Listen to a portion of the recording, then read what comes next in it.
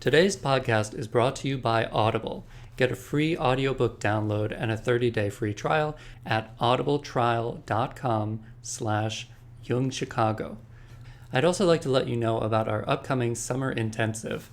Every June, we take 5 days to look at the more experiential side of Jungian psychology. And this summer, our intensive is called Inside Out, Creative Transformation of Cultural Chaos. Modalities will include journaling, image making, active imagination, centre, and movement. The summer intensive runs from Monday, June 18th through Friday, June 22nd from 10 a.m. to 4 p.m. And there are also 5 CE units available for each day for licensed clinicians. For more information about that program, visit our website, jungchicago.org.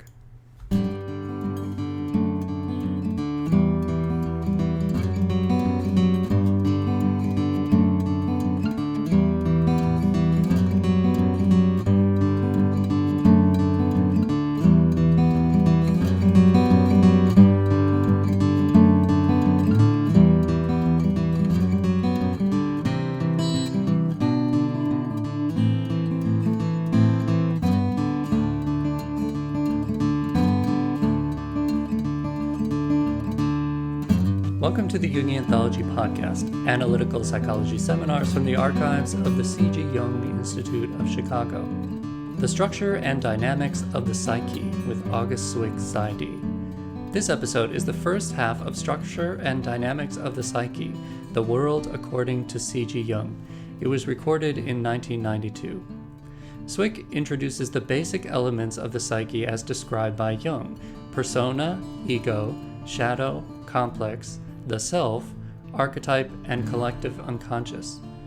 This recording is part of the set Intensive Overview of Analytical Psychology, which includes the following lectures: the structure of dynamics of the psyche, the ego and its relations with the unconscious, psychological types, persona and shadow, anima and animus, self, center of the psyche, dreams and active imagination, and analysis and individuation. Dr. Cwik is a clinical psychologist, hypnotherapist, and senior diplomate Jungian Analyst in private practice in the Chicago area. After studying chemistry as an undergraduate, he entered military service and then changed his career path to psychology. After studying with Rosiland Cartwright in the Dream and Sleep Lab at the University of Illinois, Chicago Circle, he was in the first class at the Illinois School of Professional Psychology. He interned at the University of Maryland School of Medicine, Department of Psychiatry, where he trained in hypnotherapy and psychoanalytic psychotherapy, and returned to Chicago to begin private practice. He is on the teaching faculty of the Chicago Institute and the Florida and Minnesota seminars for the Interregional Society of Jungian Analysts. He has published on analytic structure, supervision, alchemical imagery, active imagination, dreams, and numerous reviews. We'll have links in the show notes to purchase the second half of this seminar, and also a link to purchase the complete series, An Intensive Overview of Analytical Psychology.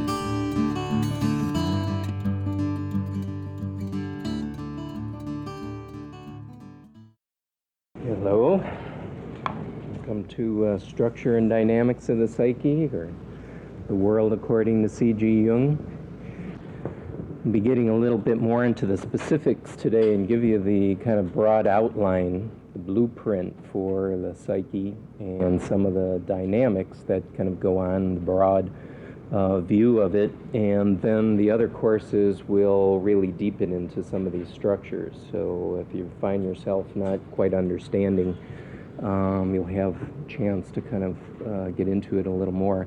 But please feel free to ask questions. You know, the Jungian method is considered a dialectical method. It works best. Jung really felt that when you get two things opposed to one another, bouncing off of one another, weird things and good things can happen. And his whole nature of the psyche is based on that, and we'll kind of talk about that, but so feel free in terms of asking questions. Now, when Jung started out, he tried to understand the beginnings of his own coming to awareness of the nature of things.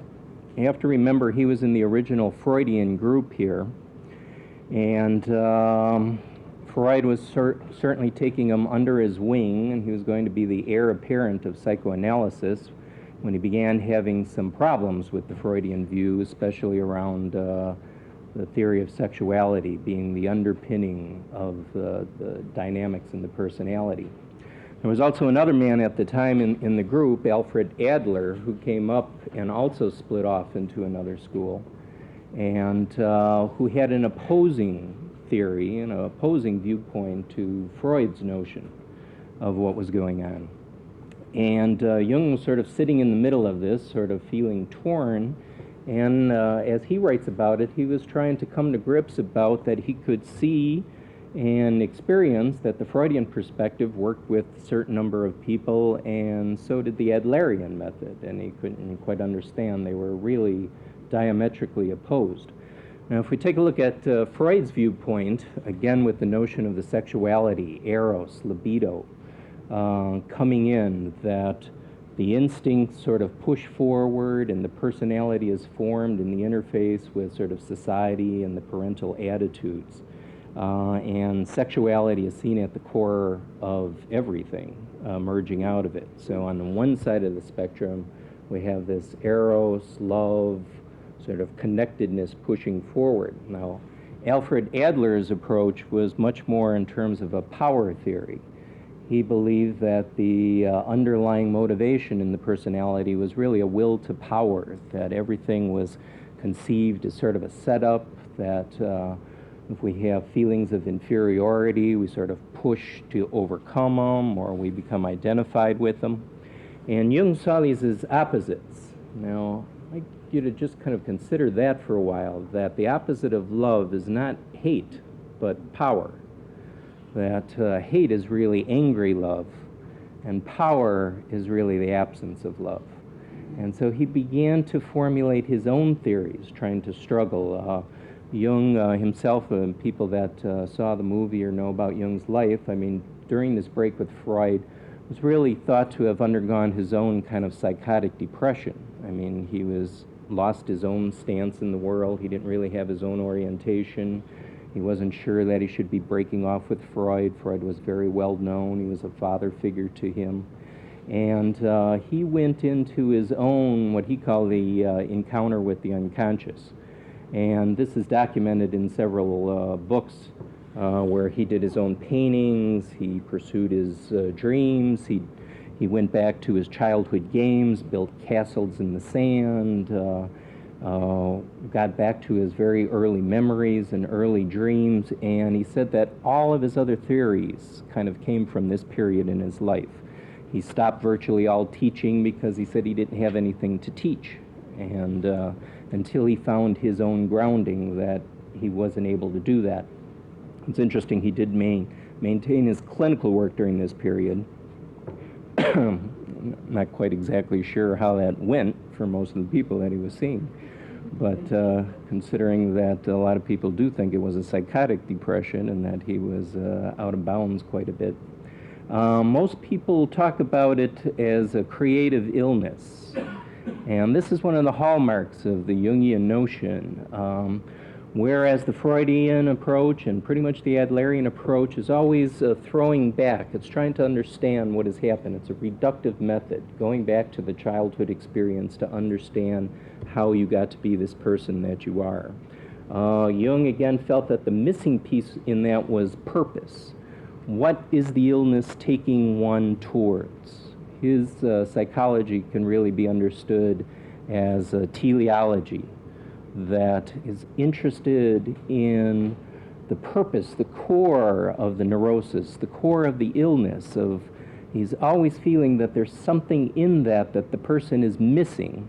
So his theory began to focus on wholeness, that he considers the prime force, the libido, in nature is always seeking wholeness, always seeking a kind of oneness, a togetherness. And you can understand this in his own psychology because this was exactly what he was attempting to do by bringing Freud and Adler together in his own mind. And this notion of the polar opposites, begin to get a sense of that. A lot of Jungian psychology is sometimes difficult to grasp because it's always in paradoxes. Jung felt that by holding the paradox, by focusing on the opposites and not taking one side, that something emerges in between. Now, he described the only thing that can do that is the symbol. It's only the symbol that can unite the opposites in a particular way and still maintain some of the mystery of what has gone on before. So one of the images of wholeness, of course, is the circle, as one of the geometric forms that would be a very primitive form of totality, of including everything, of encompassing everything. Hence, a lot of the Jungian models are always circular. As we enter into this, I'd like you to kind of think about some things for yourself, and if you can, really write them down. First of all, I'd like to ask you to think of answering the question of who am I? And see if you can embrace that in terms of your identity, your roles, and really focus on that and kind of jot these things down for yourself. I suppose we could take up the 2 hours with just that part, but there are some methods, psychosynthesis. Assagioli, person who drew a lot on Jung's theories, has a technique called Who Am I? That you do that in every session. And by constantly focusing on that, you deepen into things and realize that you're also something separate from all of the identities. Then I would like you to think about someone in the same sex as yourself that you really hate. Get it in a personal image, the boss, the sister, the neighbor next door. See if you can get it into your gut, something that you can really feel. Now on the opposite, in that same pole of the same sex as yourself, think of the people that you admire. Think of the people that you would like to be like. Now, I'd like you to do the same thing in terms of think of someone of the opposite sex that you really dislike. Sometimes this is a lot easier for people than the first one. Really consider what the qualities are that brings out that feeling. And in the opposite sex person that you really like, the person that you're attracted to, either physically, emotionally.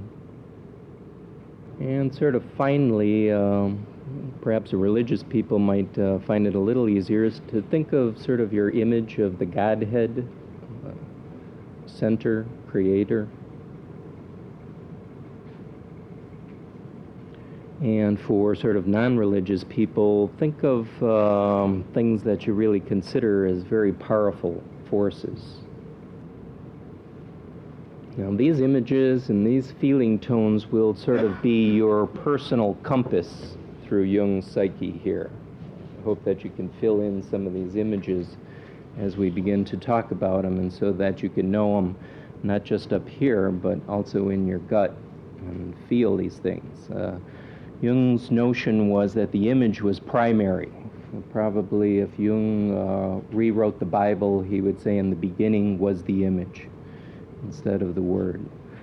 And so we'll try to focus on the nature of this psyche as it appears in images, as it appears in people's dreams, how people are taken to it, how it might appear in fairy tales or myths or popular movies.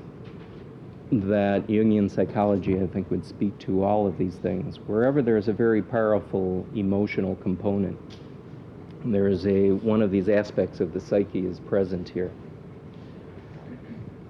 People see this? Fine. This comes from James Hall, his book, The Interpretation of Dreams. We might as well start from the outside here, and this kind of broad thing, as long as we're all here, the field of collective consciousness. This is sort of the things that we're all familiar with. And we'll see that everything has a counterpart too. Jung was very fond of alchemy, a very arcane science that he thought represented the psyche. In the alchemists were really projecting their psyche into the world. Chemistry originally broke off from alchemy. But one of the notions in alchemy was so as above, so as below. So you have to keep in mind that everything that's on the outside is a mirror to what is going on in the inside. So at its highest and at its lowest, at its most beautiful and its most ugliest. Field of collective consciousness, so we have some of the great ideas of the world. We have at the highest perhaps the notion, say, religious ideas that have withstood the test of time, that have entered into the collective field and have been so powerful that they've maintained and large numbers of people have been connected to them. Take one of these images, say the Madonna, the feminine image connected to Christ in Christian religion.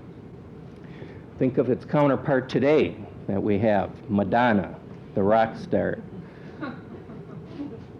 We have the highest and the lowest, again.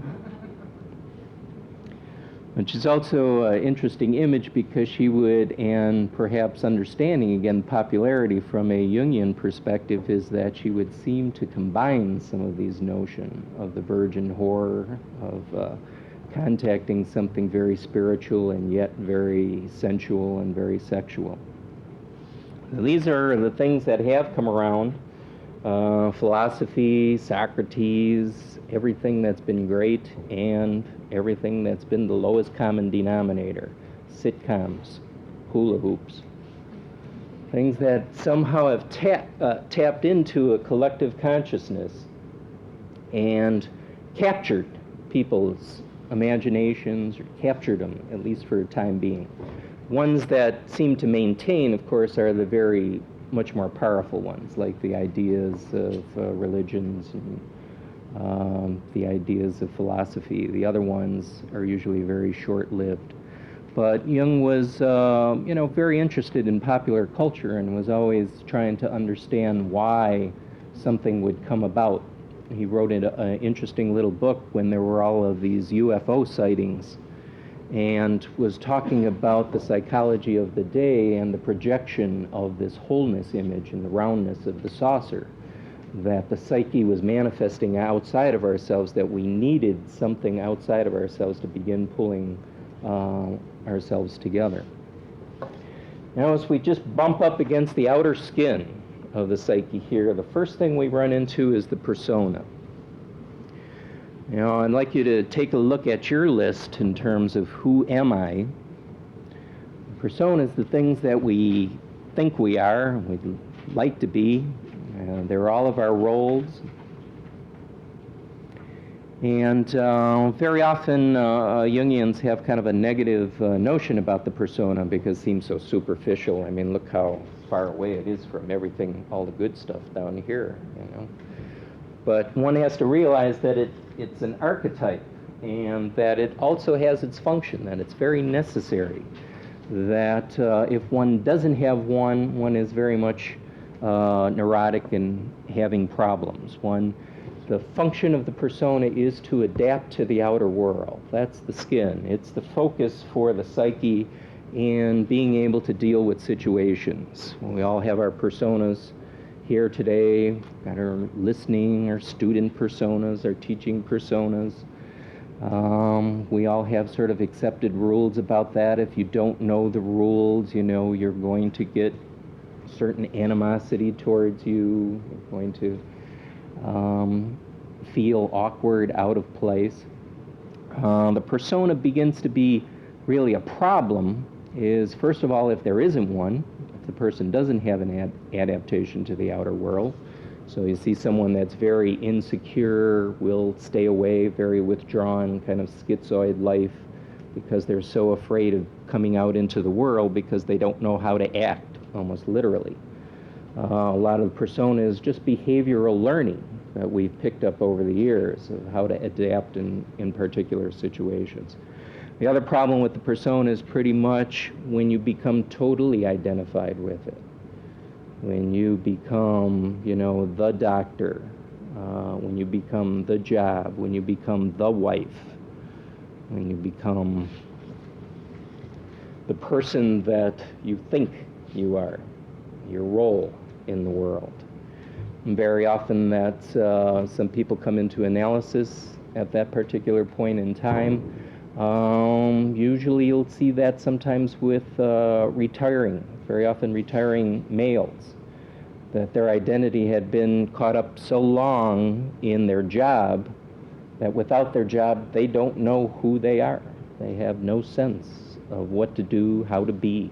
Literally, they're completely lost. No sense of self, no sense of connectedness. Down here you see this self-image here. There is no center. It had always been outside of themselves, what they could do.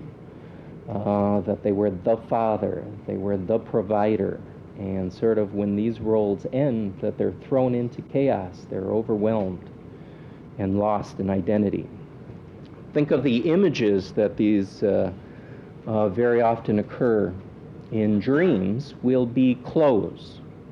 The dream will focus on some sort of clothes or the lack of clothes. I'm sure you had dreams like that. Very common dream is to be out somewhere in your pajamas or naked, feeling ashamed.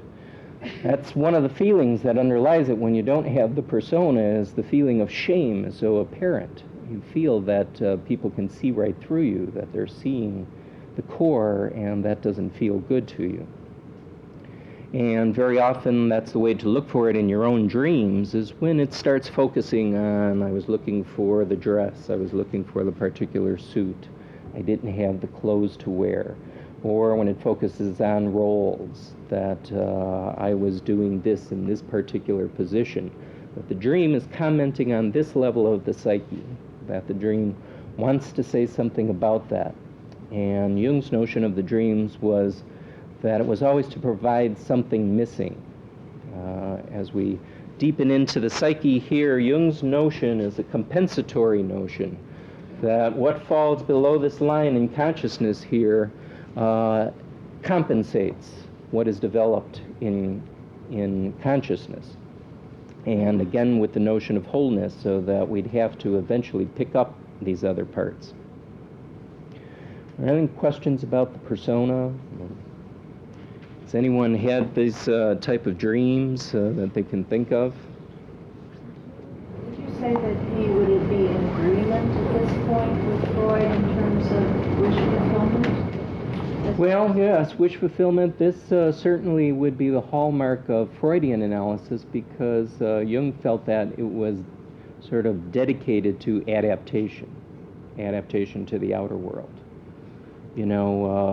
Freud's dictum to be able to love and work, that he saw Freudian psychoanalysis as really focusing on a lot of these issues, persona and ego, that the notion was to kind of uncover things, to make what's unconscious conscious, to make the ego stronger. Let's see, Jung has got very much of a different notion, but totally he would think, and very often this is the place that we start in analysis. You can almost, though no analysis ever goes kind of in a linear fashion, but you can think of it as kind of working through these various levels.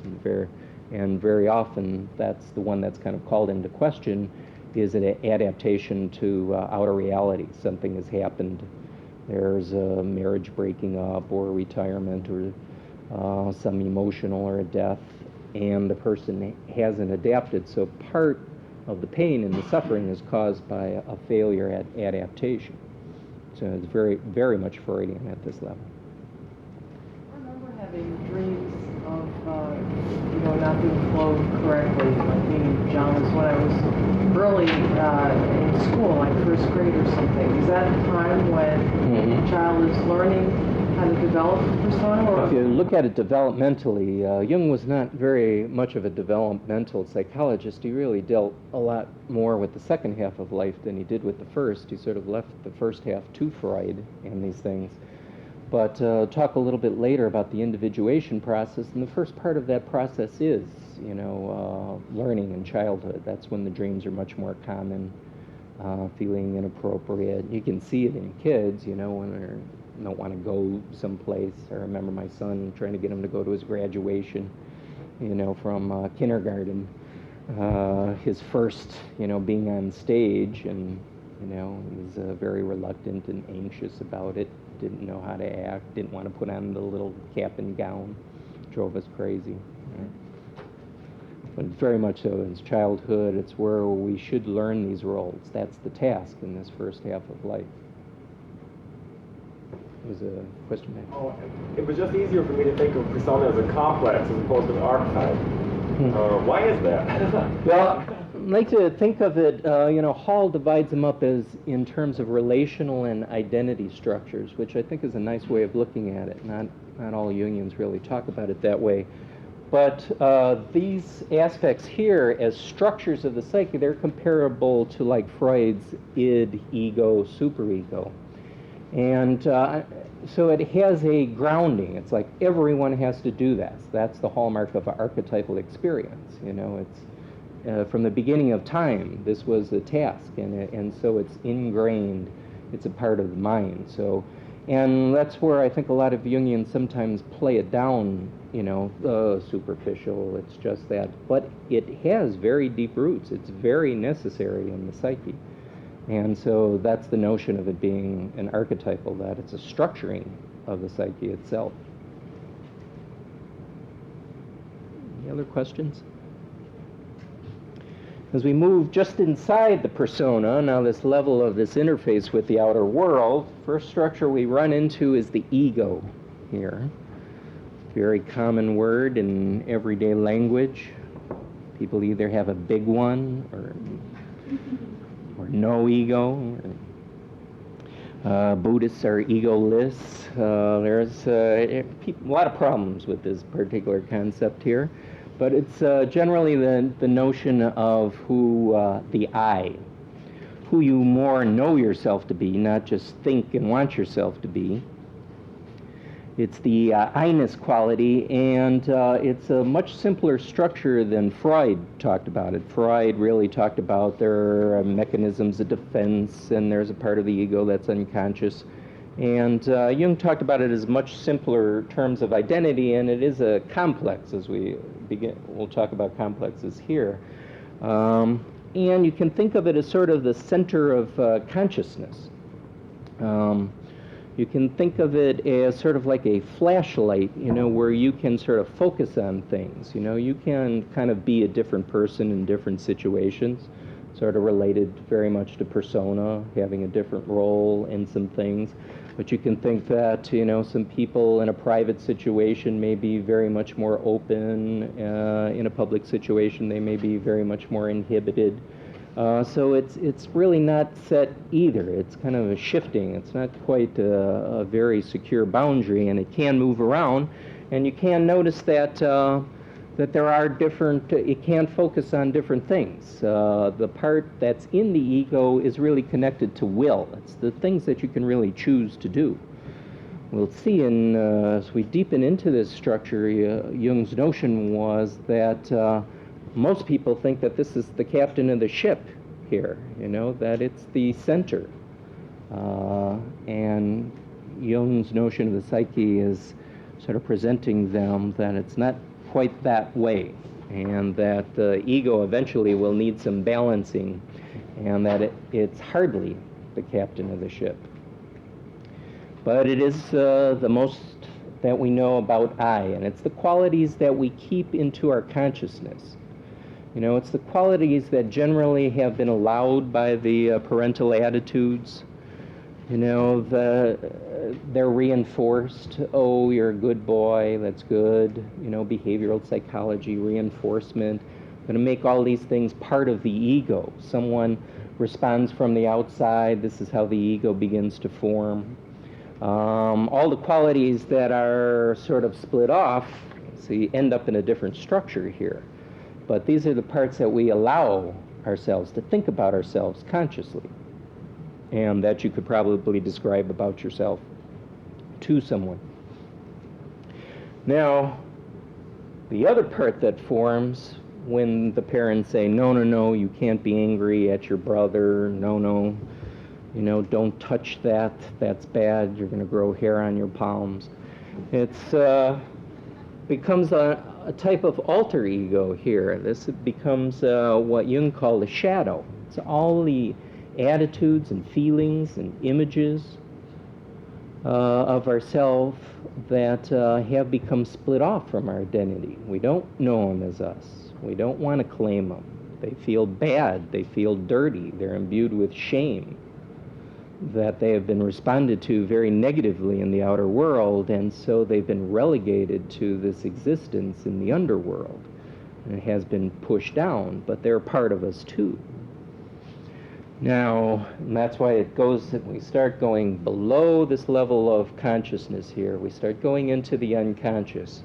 And truly the shadow here, in Jungian terms, very often it's talked about broadly. It's about all the things that we don't know as ourself. It's all the not me qualities around it. But more specifically, it is more of an alter ego, these qualities that have really been pushed out of existence by our particular living experience, by parental attitudes, by society. Again, you can hear the commonality with Freud's perspective here.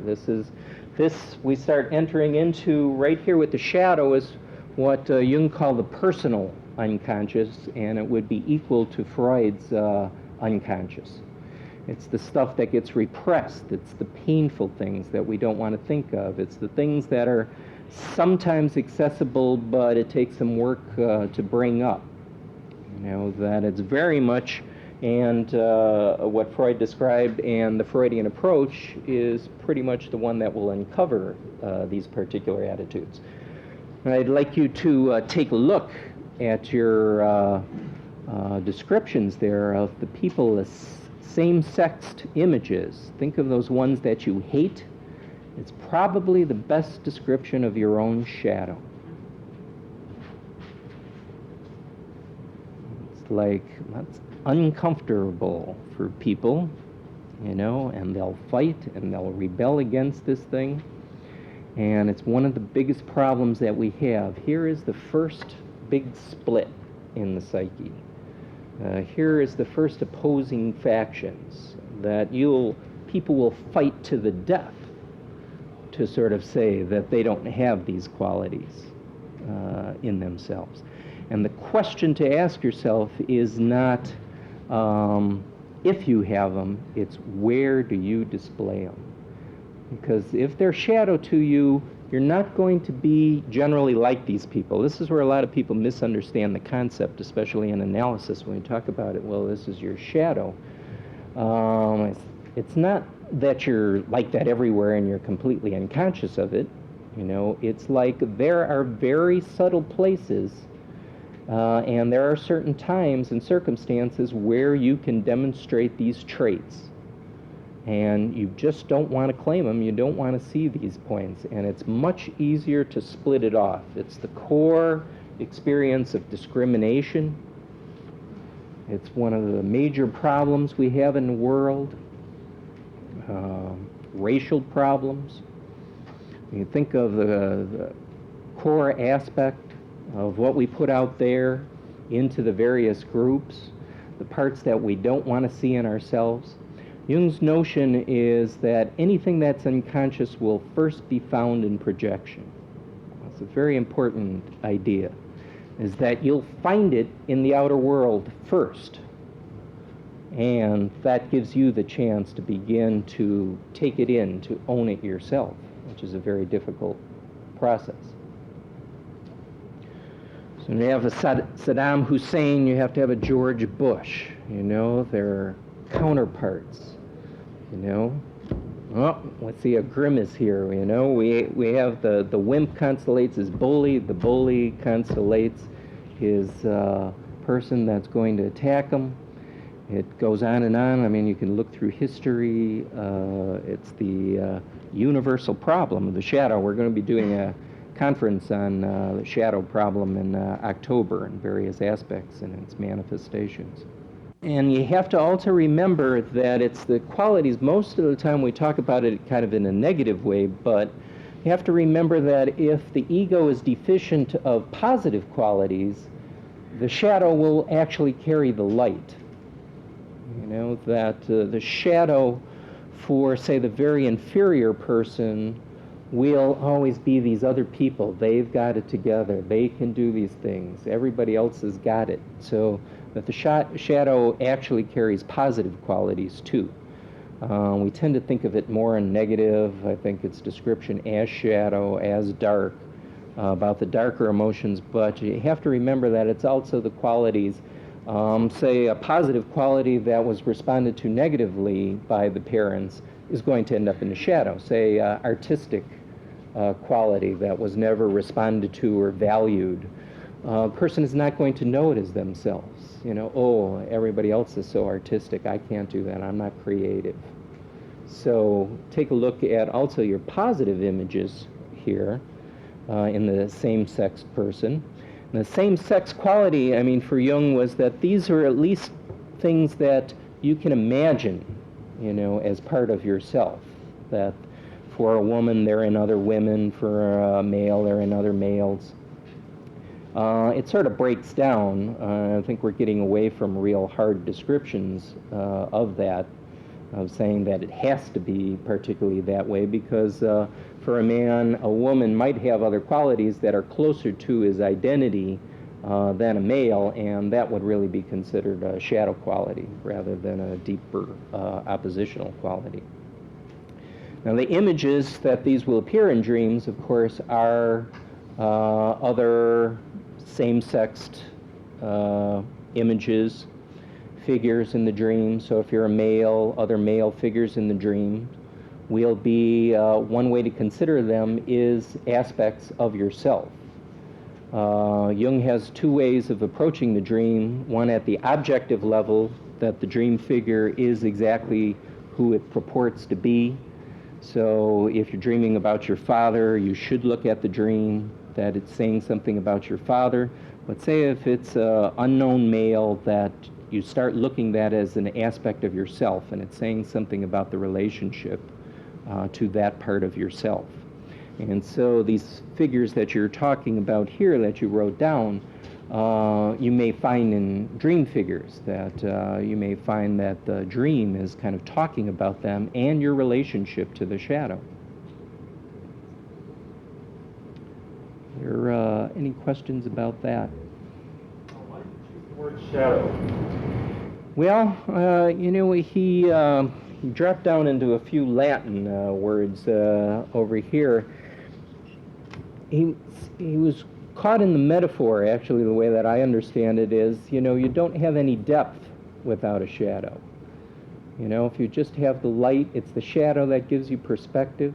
It's the shadow that really gives you depth.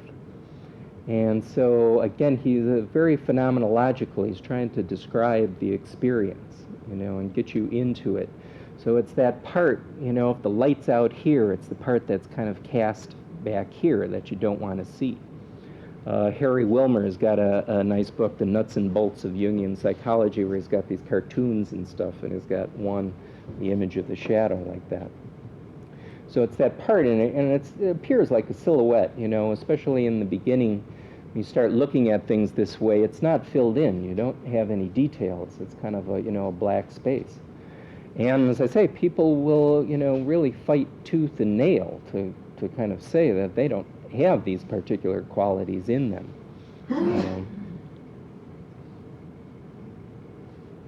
Each individual's ego and shadow are determined by the environment. To a large part, right? And it's going to be the outer environment that sort of responds to certain aspects and negates other aspects. So usually what ends up in the shadow, you know, we can count on sexuality, anger. I mean, no one gets through life without, you know, parts of these things being split off. You know?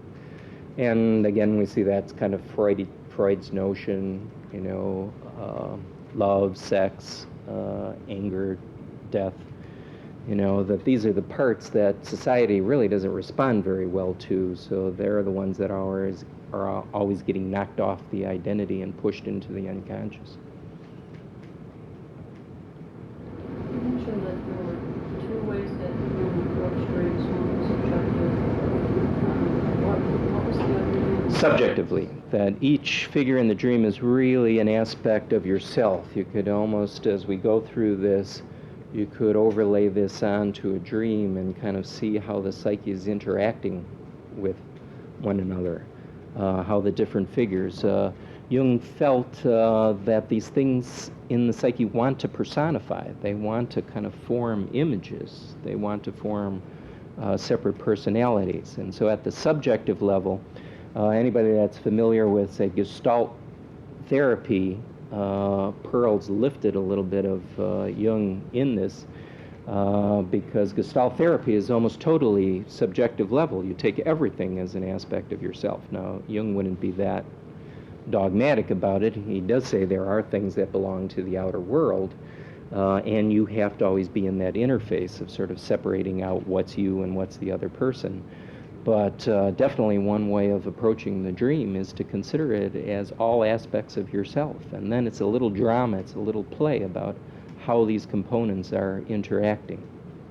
If the other approach is objective, how is that formation come about? Is that an outer world's observation of what objective is?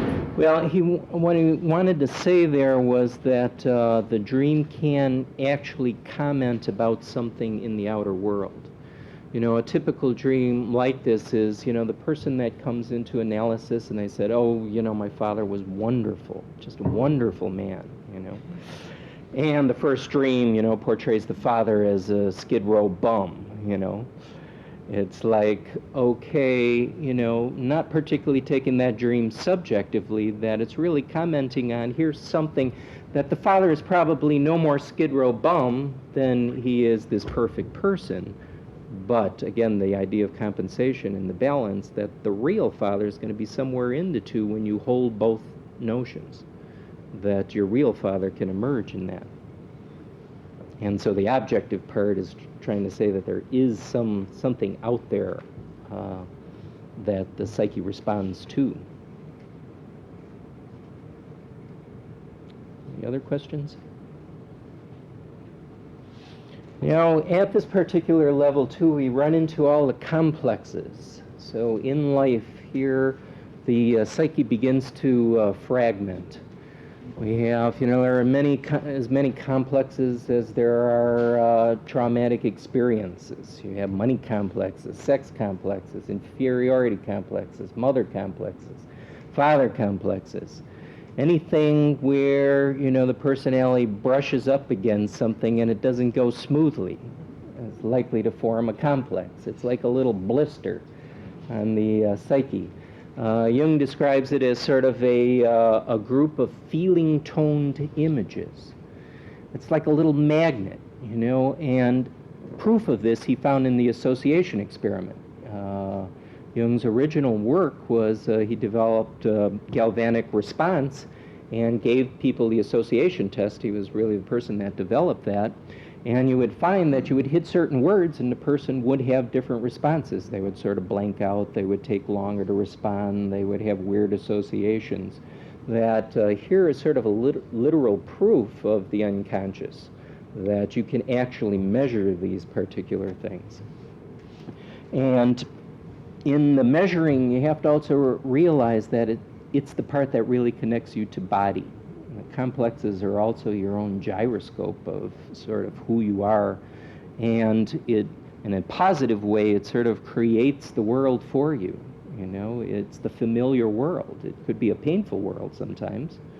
Someone with a very powerful mother complex is going to see that mother, if it's a male, in all of their relationships with women, but it's a familiar world. It sort of lays out the map for you, so you at least think you know where you're going. So on a positive side, you see complexes kind of work this way. They give us our sense of self, and our sense of what the world is about. Of course, in a negative way, they rob us of energy. They take things from us. They don't allow us to be free. They don't allow us to express ourselves.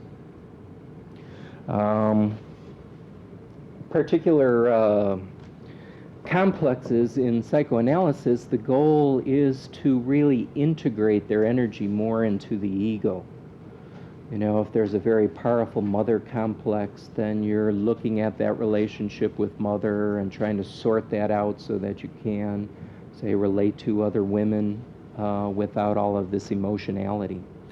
And as I say, that hallmark of the emotional response, you know, wherever there's strong emotion, there's a complex. You know, it's your red flag to let you know that something is going on. So it's not like, you know, this is a very difficult thing to do. I mean, you'll probably find 5 complexes on the way home today.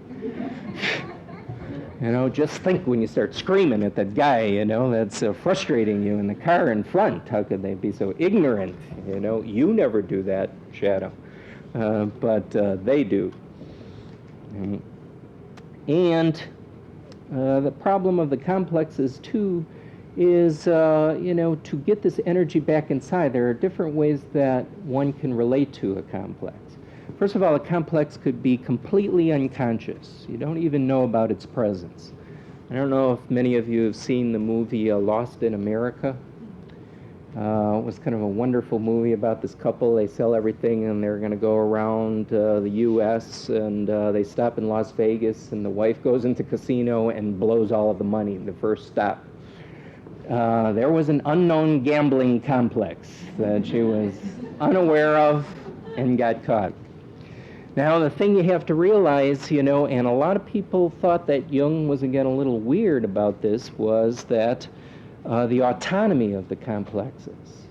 Jung talks about them as if, his model is more like a multiple personality, that these things have energy and they're almost split off personalities that want to do what they want to do. Say in this particular example, this gambling complex is, you're in it, you know, you become it. You can be sitting there going, I shouldn't be doing this, and forking out the money. Typical example that most people can relate to is food, you know, a very common complex. Many times we have that experience, gee, I want to diet and do that, and you find yourself, you know, scouring the cabinets, you know, just grabbing any food that you can all the time, you know, you're going, I don't want to be doing this. That's the autonomy of the complex. That's the experience of sort of being taken over by something. Jung used very primitive words for this. He hearkened back to an earlier time, medieval time, and he talked about possession. That comes closer to what the experience is like. It's like being possessed by something. And the ego can exist right there, and you can know about the complex. That's where a lot of people have difficulty. They say, well, I know about this complex, you know. People are in analysis for 2 years. Oh, it's that mother complex again. But the knowing about it is not the same thing as really integrating the complex. You can name it. You can know when it's around, but you may be completely helpless in the face of it. And when Jung started talking about the autonomy of these things, a lot of people started getting uncomfortable because they like to think of the ego as the captain of the ship. And especially existentialists were very uncomfortable with this because they had this notion that one has to, a will to freedom, to choose things. Okay, the other way that you become aware of the complex, as I mentioned earlier, is in projection. You see it out there. You see a strong emotion. You feel attraction. You feel repulsion. You know that a complex is being stirred up, so that it can be identified with. The other possibility is the possession. It's being completely identified with the complex. It takes over. You become that thing. I've had more women enter analysis saying, I realized I was becoming my mother, and it scared them. And they never wanted to be that, and all of a sudden they got to a certain point in life and found that all of a sudden they had become all of these things that they detested. And that was their impulse into psychotherapy. The last thing, and the only real way of integrating the complex, is confronting it. a true confrontation with the complex. And again, this is where, Jungian psychology somewhat differs. Freudian psychology, I think, is more on that level of, identifying it, making it conscious, and that's going to be the cure. But it becomes very clear that insight doesn't cure anything. It may give you the option for healing, for a change, but there has to be a true confrontation, and Jung developed certain techniques for confrontation with that. One of the most powerful techniques that he talked about and felt that was even greater than dream interpretation, which a lot of Jungian analysis is based on, is active imagination. And for people interested in that, I would really recommend Johnson's book, Inner Work. It's probably one of the best descriptions of active imagination in the last part of the book.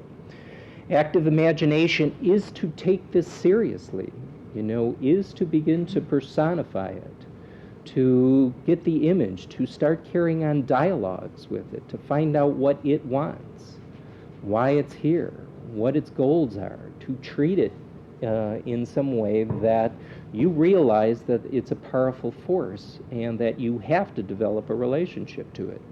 And in that process of the relating to it, very often that's when the complex begins to change. And it's only through that relationship that very often complexes will change. And it might also be noted, though I don't think you see this too often in Jungian books, but positive experience can create complexes too. Object relations, which is a big field of psychology, really talks about how negative experiences cause splitting and trauma, and Freud talked about that, but in a more Eastern view, you can kind of see that very positive experiences cause the same kind of problem when we want to recreate them, have that wonderful experience or that wonderful vacation or that wonderful sexual time. And you're trying to make it happen again when it happened spontaneously the first time. That's what made it so great. That you're, again, not in the here and now. You're living in relationship to something else, something in the past. So it's kind of important to realize that, positive experience, real positive experiences sometimes also create more problems than they do help when you seek after them, when you're trying to recreate them again.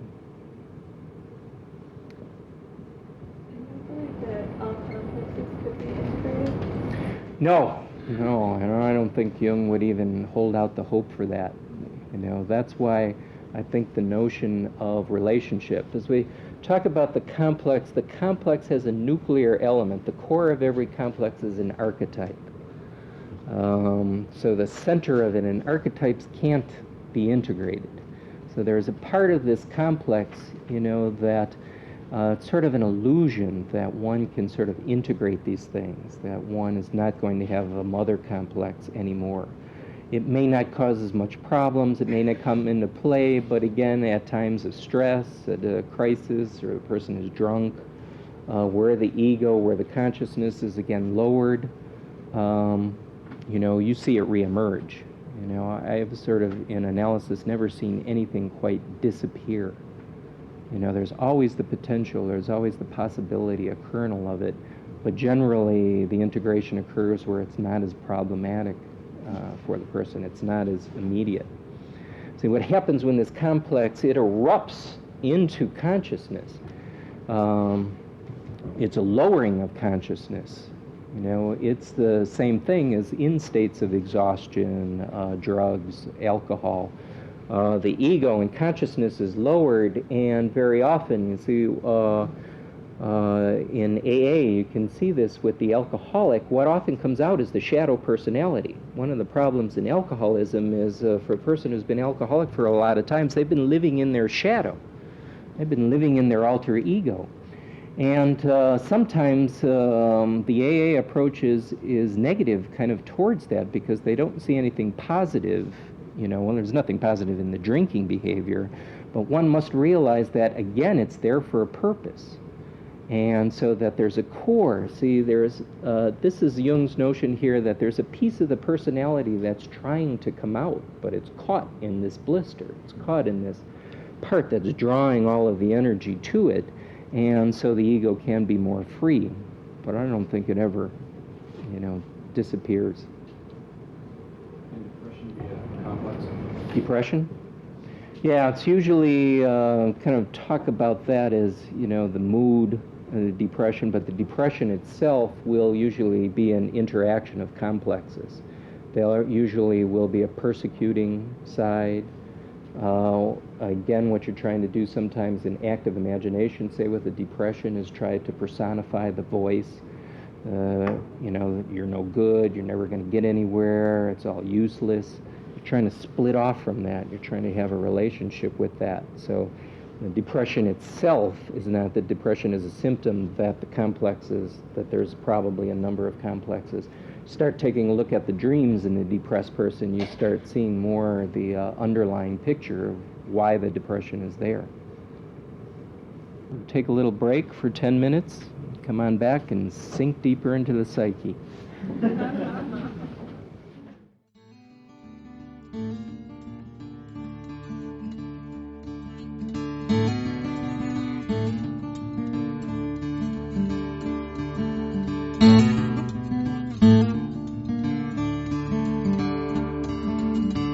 This podcast is distributed under a Creative Commons Attribution, Non-Commercial, No Derivatives license.